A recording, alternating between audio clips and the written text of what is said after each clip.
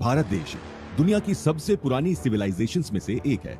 हमारा इतिहास हजारों साल पुराना और दुनिया भर में पॉपुलर है। यूं ही नहीं, हर साल हजारों टूरिस्ट दूर दूर से हमारी रिच हेरिटेज को देखने पहुंचते हैं। हमारे कल्चर में मंदिरों का बहुत महत्व है।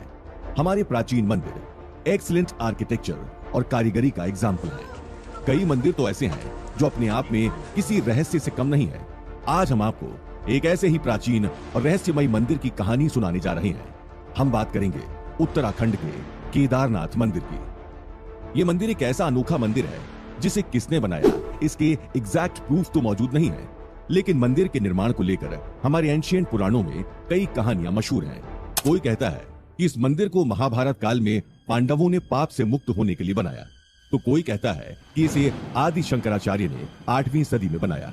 इन सभी कहानियों के बीच एक बात तो तय है कि ये मंदिर कई सारे सीक्रेट से भरा हुआ है, जिसके बारे में जानना एक कमाल का एक्सपीरियंस है। आपको जानकर हैरानी होगी कि आस्था और भक्ति का प्रतीक केदारनाथ मंदिर 400 सालों तक बर्फ में दबा था, और उस वक्त कोई ये नहीं जानता था कि बर्फ के अंदर बाबा भोलेनाथ का प्राचीन मंदिर है। आप केदारनाथ के उन पुजारियों के बारे में भी जानेंगे जिनके बारे में एक समय ऐसी मान्यता थी कि उनके पास सुपरनैचुरल पावर्स हुआ करती थी।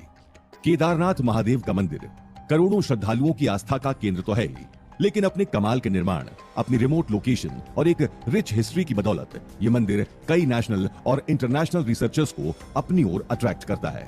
क्या आपको पता है कि केदारनाथ और भारत के कुछ दूसरे शिव मंदिर जियोग्राफिकली एक स्ट्रेट लाइन में बने हैं, वो भी तब जब दुनिया में कोई एडवांस टेक्नोलॉजी नहीं थी। हिमालय की गोद में बसा केदारनाथ मंदिर उत्तराखंड के रुद्रप्रयाग जिले में है। ये उत्तराखंड में सबसे ऊंचाई पर बना मंदिर है। इसका निर्माण इतना कमाल का है कि इसके जैसा दूसरा मंदिर पूरी दुनिया में कहीं नहीं है। मंदिर के बारे में आगे बढ़े उससे पहले इसके बेमिसाल आर्किटेक्चर की बात जरूर होनी चाहिए। दोस्तों, ये मंदिर सी लेवल से 3600 मीटर ऊपर बना है। इसका कंस्ट्रक्शन कुछ ऐसा लगता है कि इसे इंसानों ने नहीं, सुपर ह्यूमंस ने बनाया है। पांडवों के बाद कई वर्षों तक मंदिर का बाल भी बांका नहीं हुआ, लेकिन 8वीं शताब्दी तक मंदिर कई जगह से टूट चुका था। ऐसी मान्यता है कि 8वीं शताब्दी में जगत गुरु शंकराचार्य ने इसका रिनोवेशन कराया। ऐसे में यह मंदिर 1200 साल से अपनी जगह पर मजबूती के साथ खड़ा है। तो फिर उस वक्त ऐसी कौन सी टेक्नोलॉजी थी जिस वजह से यह मंदिर इतने सालों के बाद भी सही सलामत है? इसके पत्थरों को आपस में जोड़ने के लिए इंटरलॉकिंग तकनीक का इस्तेमाल किया गया है ना? वाकई कमाल का कंस्ट्रक्शन। जरा सोचिए कि आज हमें किसी बिल्डिंग को बनाने के लिए क्रेन्स, मैकेनिकल लिफ्ट्स और बहुत सी मॉडर्न मशीन्स की जरूरत पड़ती है। वहीं हजारों साल पहले हिमालय के रिमोट रीजन, जहां आसानी से चलना भी मुश्किल है, वहां इतने हजारों टन भारी पत्थरों से इतना विशाल मंदिर कैसे बनाया गया होगा? हम इसके बारे में भी आगे जरूर सुनेंगे। लेकिन दोस्तों, केदारनाथ मंदिर का इतिहास और निर्माण जितना हैरान करने वाला है, उससे कहीं ज्यादा एक्साइटिंग है केदारनाथ मंदिर की यात्रा, जो कि अपने आप में एक एडवेंचर है। माना जाता है कि केदारनाथ की यात्रा हजारों वर्षों से जारी है। आज भी केदारनाथ यात्रा 4 धाम की यात्रा में सबसे महत्वपूर्ण होती है। अगर आप केदारनाथ आना चाहते हैं तो समझ लीजिए कि केदारनाथ के आसपास कोई रेलवे स्टेशन नहीं है।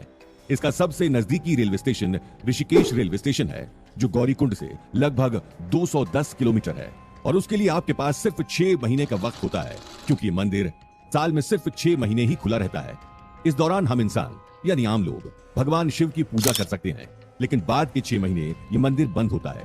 पुराणों के अनुसार इन 6 महीनों में यक्ष और गंधर्व केदारनाथ मंदिर आकर भगवान शिव की पूजा करते हैं। लेकिन इसके पीछे क्या वजह है, इस राज से भी हम आगे पर्दा उठाने जा रहे हैं।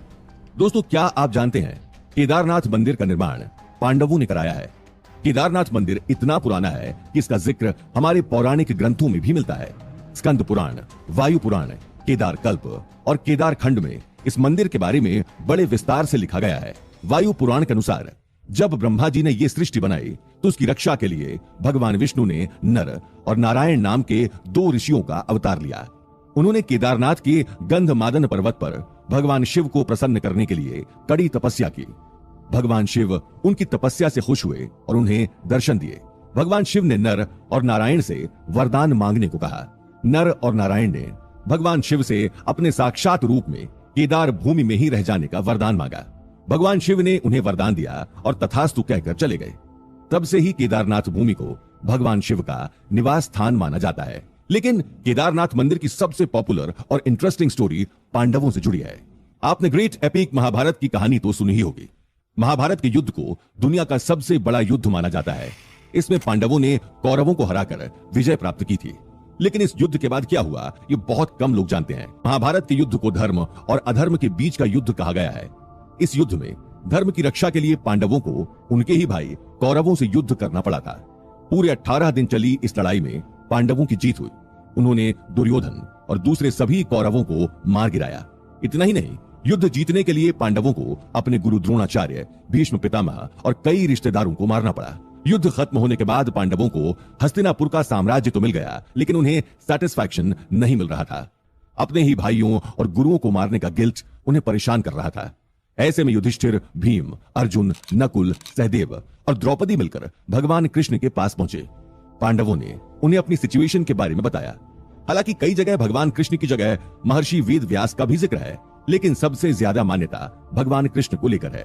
कहते हैं भगवान कृष्ण ने पांडवों की पीड़ा सुनी और फिर उन्हें बताया कि पांडवों ने युद्ध में अपने भाइयों और कई ब्राह्मणों की हत्या की है, इसलिए उन्हें गोत्र हत्या और ब्राह्मण हत्या का पाप लगा है। अगर पांडव स्वर्ग जाना चाहते हैं तो पहले उन्हें अपने इस पाप का प्रायश्चित करके शुद्ध होना होगा। लेकिन कैसे? पांडवों के ये पूछने पर भगवान कृष्ण ने उनसे कहा, जीवन और मरण के इस चक्र को चलाने वाले भगवान देवों के देव महादेव हैं। महाकाल के रूप में प्रसिद्ध भगवान शिव ही आप पांडवों को इस पाप से मुक्ति दिला सकते हैं। कहते हैं कि भगवान कृष्ण अच्छे से जानते थे कि भगवान शिव केदारनाथ में विराजमान है। यहां बर्फ में उनका ज्योतिर्लिंग छिपा है। इस ज्योतिर्लिंग के दर्शन से ही पांडव अपने पाप से मुक्त हो सकते थे। इसलिए उन्होंने पांडवों को केदारनाथ जाकर इस ज्योतिर्लिंग के दर्शन करने की सलाह दी। भगवान कृष्ण के कहने पर पांडव और द्रौपदी भगवान शिव की तलाश में हिमालय की गोद में बसे केदारनाथ की ओर चल पड़े।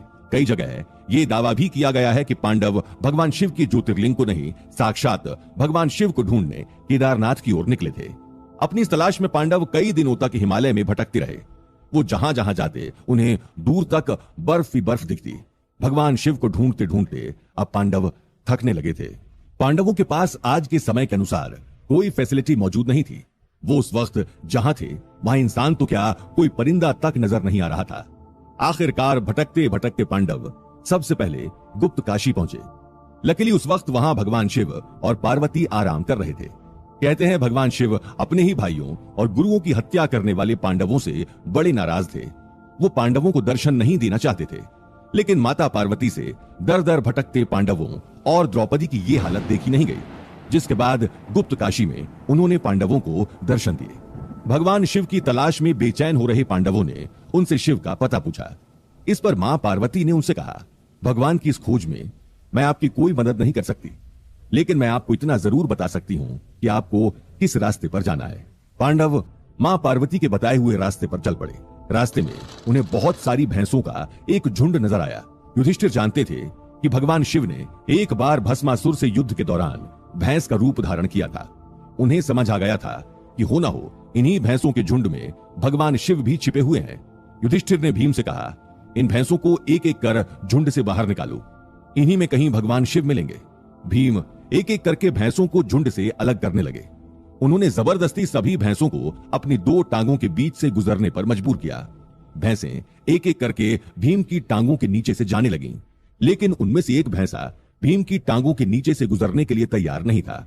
वो भैंसा जमीन पर अपना सिर रगड़ने, देखते ही देखते उसका आधे से ज्यादा शरीर जमीन में धंस गया।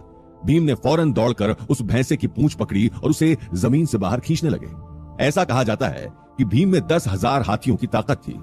भीम की इतनी ताकत और बहुत कोशिश करने के बाद भी भैंसे का केवल पिछला शरीर ही जमीन के ऊपर आ पाया।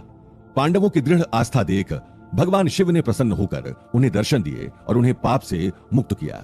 पांडवों के साथ हुई इस घटना के दौरान भैंस रूप धारण करने वाले भगवान शिव का केवल पिछला हिस्सा जमीन के ऊपर आ सका।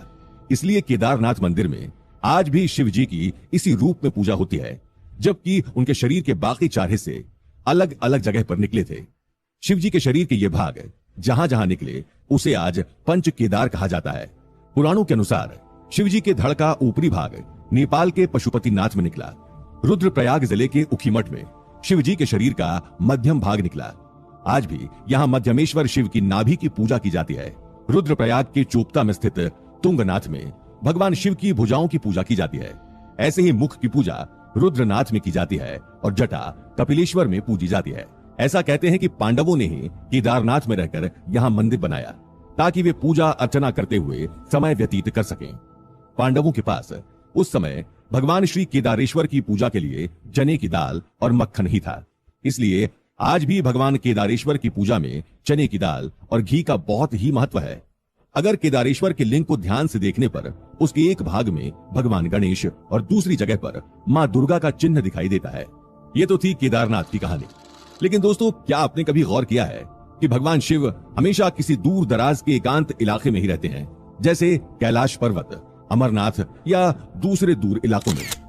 केदारनाथ में भी कुछ ऐसी ही जगह हैं जो आज भी केवल साल में 6 महीने ही खुलती हैं। बाकी के 6 महीने भगवान शिव एकांतवास में रहते हैं। दोस्तों, जैसा कि हमने आपको शुरुआत में बताया था कि केदारनाथ धाम के दरवाजे अक्षय तृतीया के दिन खुलते हैं और 6 महीने बाद भाई दूज को बंद होते हैं। हजारों साल पुराने इस केदारनाथ मंदिर की पूजा बड़े विधि विधान के साथ होती है। सुबह की सबसे पहली पूजा में ज्योतिर्लिंग को पवित्र जल से स्नान कराया जाता है। इसके बाद घी का लेप लगाया जाता है। फिर ज्योतिर्लिंग की आरती होती है जिसमें आम भक्त भी शामिल हो सकते हैं। शाम के समय भगवान शिव का श्रृंगार किया जाता है। इस दौरान भक्त केवल दूर से ही भगवान के दर्शन कर सकते हैं। कहते हैं दुनिया इधर की उधर हो जाए, केदारनाथ धाम की पूजा खंडित नहीं हो सकती। ऐसी मान्यता है कि ये 6 महीने मनुष्य यानी आम इंसान केदार बाबा की पूजा करते हैं। इसके बाद 6 महीने इस इलाके में भारी बर्फ होने के कारण मंदिर बंद रहता है। लेकिन इसके पीछे एक माइथोलॉजिकल कहानी भी है। कहते हैं कि ये अगले 6 महीने यक्ष और गंधर्वों के लिए तय हैं। इस दौरान वो केदारनाथ मंदिर में आकर भगवान शिव की पूजा करते हैं। स्कंद पुराण के मुताबिक एक बार यक्ष और गंधर्व हिमालय से बड़े तंग आ गए थे। ऐसे में वो ब्रह्मा जी के साथ भगवान शिव के पास पहुंचे। भगवान शिव ने हिमालय को पर्वतों का राजा बना दिया और सभी देवताओं, यक्षों और गंधर्वों के लिए भी जगह तय कर दी। शिव जी खुद भी केदारनाथ ज्योतिर्लिंग के रूप में धरती पर रहने लगे। ऐसे में आदिकाल से ही यक्ष और गंधर्व भी भगवान शिव की पूजा करने यहाँ आते थे। आज भी ये 6 महीने यक्षों और गंधर्वों के लिए रिजर्व्ड होते हैं। केदारनाथ के कपाट बंद होने पर भगवान शिव की पंचमुखी चांदी की मूर्ति को उखी मठ के ओमकारेश्वर मंदिर में ले जाया जाता है, जहां अगले 6 महीने तक उसकी पूजा अर्चना की जाती है। केदारनाथ मंदिर के मुख्य पुजारी को रावल कहा जाता है। वो कर्नाटक के वीरशैव कम्युनिटी से आते हैं। रावल की मदद के लिए 3 सहायक पुजारी भी होते हैं। लेकिन केदारनाथ के पुजारियों का एक बड़ा रोचक इतिहास है। दरअसल आदिकाल से ही भगवान शिव की पूजा करने वाला एक बड़ा वर्ग रहा है। 4वीं शताब्दी में भगवान शिव की पूजा आराधना करने वाले लोग खुद को पशुपात कहकर बुलाते थे। ऐसा इसलिए क्योंकि भगवान शिव को पशुओं का भगवान भी कहा जाता है। नेपाल में भगवान शिव का पशुपतिनाथ मंदिर बड़ा प्रसिद्ध है। आपने भगवान नंदी और दूसरे पशुओं को भगवान शिव की सेवा में जरूर उन पर बने शोज में देखा होगा। ऐसा कहते हैं कि पशुपात कम्युनिटी के लोग भी खुद को भगवान शिव का नंदी ही समझकर भगवान की पूजा करते थे। उनका रहन सहन और बर्ताव भी नंदियों की तरह होता था। वो शिव मंत्रों का जाप करते रहते और उन्हें सुपर नेचुरल पावर्स भी मिली थी। वहीं शिवजी के सेनापति वीरभद्र को ही आज भैरवनाथ के नाम से जानते हैं। ऐसी भी मान्यता है कि शमशान का देवता कहलाने वाले भैरव भगवान शिव के गुस्से से जन्मे हैं, यानी वो भगवान शिव का ही एक रूप है। इसलिए भैरव बाबा गढ़वाली संस्कृति के प्रमुख देवता हैं। केदारनाथ में भैरवनाथ का एक खुला मंदिर भी है। केदारनाथ के इतिहास के अनुसार 6वीं शताब्दी के बाद से ही केदारनाथ धाम में भक्तों और राजाओं की रुचि बढ़ने लगी थी। 10वीं शताब्दी के आते आते केदारनाथ एक प्रसिद्ध तीर्थ स्थल बन चुका था। इस वक्त तक केदारनाथ दूसरे तीर्थ क्षेत्रों से भी जुड़ चुका था। इस वक्त तक कई राजा भगवान शिव के दर्शन के लिए केदारनाथ पहुंचने लगे थे। 13वीं शताब्दी तक केदारनाथ के आसपास बहुत से राजाओं ने मंदिरों का निर्माण शुरू कर दिया था। देश के दूसरे इलाकों के पुजारी यहां भेजे जाने लगे। धीरे धीरे ये क्षेत्र एक प्रमुख और वेल कनेक्टेड तीर्थ क्षेत्र बन गया। चंपन तार जैसे प्रसिद्ध साउथ इंडियन पोइट्स ने तो 7वीं शताब्दी में केदारनाथ का उल्लेख अपनी कविताओं में भी किया था। बताया जाता है कि 13वीं से लेकर 19वीं शताब्दी के बीच नाथ और वीरशैव कम्युनिटीज काफी पॉपुलर थीं। उन्हें भगवान शिव का सबसे बड़ा भक्त कहा जाता था। इन कम्युनिटीज के लोगों को भगवान शिव से जुड़े पुराण और ग्रंथ मुंह जबान याद थे। वीरशैव समुदाय के अनुसार केदारनाथ उनके 5 मठों में से एक है। केदारनाथ के अलावा रामपुरी, उज्जैन, श्रीशैलम और वाराणसी अन्य मठ हैं। हर मठ के लिए एक जगत गुरु है। उन्हीं के शिष्य केदारनाथ गुप्त काशी के विश्वनाथ मंदिर, मध्यमेश्वर मंदिर और ओमकारेश्वर मंदिर उखी मठ में पुजारियों का काम करते हैं। केदारनाथ के बारे में बात हो और गढ़वाल के बारे में बात ना हो, ऐसा नहीं हो सकता। जैसा कि आपने सुना कि 13वीं शताब्दी के बाद से ही केदारनाथ कई राजाओं से लेकर सामान्य लोगों के लिए तीर्थ स्थल के रूप में प्रसिद्ध हो चुका था। इसके बाद अगली 4 सदियों तक केदारनाथ बद्रीनाथ धाम के आसपास कई छोटी छोटी रियासतें राज करने लगी। हर रियासत ने यहाँ अपना एक किला, जिसे गढ़ कहते हैं, उसे बनवाया। यहीं से इस क्षेत्र का नाम गढ़वाल पड़ा। ये छोटी छोटी रियासतें 16वीं शताब्दी में राजा अजयपाल की रियासत में मिलकर एक हो गईं। अजयपाल परमार वंश के एक राजा थे। ऐसा कहते हैं कि इस क्षेत्र की रिमोटनेस की वजह से ही अन्य क्षेत्रों की कंपैरिजन में इसका डेवलपमेंट धीमा हुआ। ऐसा भी माना जाता है कि इस क्षेत्र को एक नया रूप तब मिला जब यहां शंकराचार्य का आगमन हुआ। इस समय काल में भारत और तिब्बत के बीच व्यापारिक रिश्ते बन गए थे। ये तीर्थ यात्रा भी पैसे कमाने का एक मेजर सोर्स बन गई थी। नॉर्थ इंडिया से तिब्बत जाने के लिए बद्रीनाथ से होकर जाना पड़ता था, क्योंकि केदारनाथ अपने बड़े ग्लेशियर्स के कारण ज्यादातर बंद रहता था। इसलिए केदारनाथ फाइनेंशियल नजरिए से उतना जरूरी नहीं था। उस दौर में तिब्बत, सेंट्रल एशिया और रशिया जाने के लिए बद्रीनाथ एक प्रमुख रास्ता था। ब्रिटिशर्स ने इस रूट का खूब फायदा उठाया। उन्हें यहाँ सिल्क, कश्मीर वूल, सोना, नमक और बोरामकस मिलता था। साल 1815 में गोरखाओं को हराकर ब्रिटिश ने इस इलाके को अपने अधीन कर लिया। आपने दुनिया के कई अजूबों और उनसे जुड़ी अलग अलग कहानियां सुनी होंगी। समय के साथ हर पुराना मंदिर, महल या दूसरा कोई मॉन्यूमेंट खराब होने लगता है। कई मॉन्यूमेंट वक्त की मार नहीं झेल पाते और खंडहर में बदल जाते हैं। लेकिन केदारनाथ एक ऐसा प्राचीन मंदिर है जो आज भी हजारों सालों से जैसे का वैसा खड़ा है। केदारनाथ मंदिर को भारी भरकम पत्थरों को जोड़कर बनाया गया है। ये अपने आप में एक अजूबा ही है। लेकिन आपको ये जानकर इससे भी ज्यादा हैरानी होगी कि यह मंदिर करीब 400 सालों तक बर्फ के नीचे दबा रहा। जब मंदिर कई जगहों से टूटने लगा तो 8वीं सदी में जगत गुरु शंकराचार्य ने इसे रिनोवेट कराया। लेकिन दोस्तों, क्या आप जानते हैं कि इसके कई सालों बाद दुनिया में एक लिटिल आइस एज भी आया? जी हाँ दोस्तों, 1300 टू 1900 एडी के पीरियड को लिटिल आइस एज कहा जाता है। केदारनाथ तो पहले ही हिमालय की गोद में बसा एक मंदिर है। कहते हैं लिटिल आइस एज में बर्फ ने इस मंदिर को पूरी तरह अपनी चपेट में ले लिया। इसके बाद 400 साल तक ये मंदिर बर्फ के नीचे दबा था। इस दौरान किसी को यह अंदाजा भी नहीं हुआ कि इस सुनसान बर्फीले इलाके में कोई ऐतिहासिक मंदिर भी दबा हुआ है। Wadia institute of Himalayan geology Dehradun के वैज्ञानिकों ने इस बारे में डिटेल स्टडी की है। लाइकेनोमेट्रिक डेटिंग पत्थरों की उम्र जानने की टेक्निक है। वैज्ञानिकों ने लाइकेनोमेट्रिक डेटिंग के जरिए केदारनाथ मंदिर से जुड़े एक बहुत बड़े राज को दुनिया के सामने लाया है। वैज्ञानिकों ने दावा किया कि यह मंदिर 400 साल तक बर्फ के नीचे दबा था। अपने इस दावे को साबित करने के लिए उन्होंने कुछ सबूत भी दिए। वैज्ञानिकों ने बताया कि मंदिर की दीवारों पर बहुत सी पीली लकीरें या लाइंस बनी हैं। ऐसी लकीरें तभी बन सकती हैं जब कोई ग्लेशियर या चट्टान लंबे वक्त तक मंदिर की दीवारों पर रगड़ती रही हो। वैज्ञानिकों का दावा है कि मंदिर के अंदर भी ग्लेशियर में जमे रहने के निशान हैं, क्योंकि अंदर के पत्थर बाहर की तुलना में ज्यादा पॉलिश नजर आते हैं। आपकी जानकारी के लिए बता दें कि ग्लेशियर में सिर्फ बर्फ नहीं होती, इसमें चट्टानें और मिट्टी भी होती है। लेकिन हैरानी की बात है कि 400 साल बर्फ के नीचे दबे होने के बाद भी मंदिर का बाल तक बांका नहीं हुआ। लाइकेनोमेट्रिक डेटिंग के मुताबिक केदारनाथ रीजन में ग्लेशियर फॉर्मेशन 14th सेंचुरी में शुरू हुआ और 1748 तक चला, और केदारनाथ चोराबरी ग्लेशियर का ही हिस्सा है। ये मंदिर 3 तरह से पहाड़ों से घिरा है। मंदाकिनी नदी के तट पर बसा केदारनाथ ठंडियों के दिनों में पूरी तरह से बर्फ से ढका रहता है। हिंदू पुराणों के अनुसार भगवान शिव न केवल सेवियर हैं बल्कि डिस्ट्रॉयर भी हैं। इस मंदिर का निर्माण ही कुछ इस तरह किया गया है कि कोई भी नेचुरल डिजास्टर इसका बाल भी बांका नहीं कर सका। केदारनाथ मंदिर 85 फीट ऊंचा है। इसकी लेंथ 187 फीट और विड्थ 80 फीट है। इसकी दीवारें 12 फीट मोटी हैं और बहुत मजबूत पत्थरों से बनी हैं। ये पत्थर 6 फीट ऊंचे एक चबूतरे पर स्थित हैं। रिसर्चर्स ने केदारनाथ मंदिर के 4 अलग अलग हिस्सों से रॉक सैंपल्स लिए। इन रॉक सैंपल्स को माइक्रोस्कोप, एक्सरे और XRD सिस्टम की मदद से स्टडी किया, जिसमें उन्होंने पाया कि पत्थर क्वार्ट्ज, फेल्सपर और माइका से बने हैं। ये पत्थर नेचुरली डल व्हाइट कलर के हैं और इनमें बीच बीच में डार्क और लाइट बैंड्स हैं, जबकि मंदिर के एक्सटीरियर स्टोन वक्त के साथ काले पड़ गए हैं।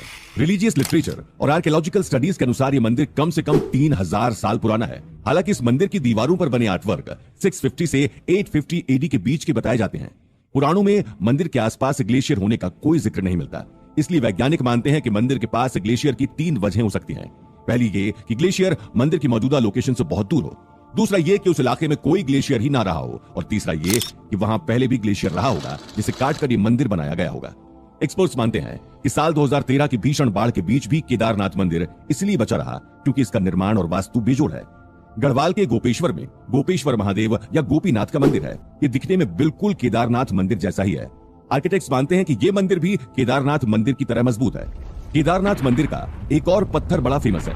ये पत्थर हजारों साल पहले से यहाँ नहीं है, बल्कि 2013 में यहाँ आया।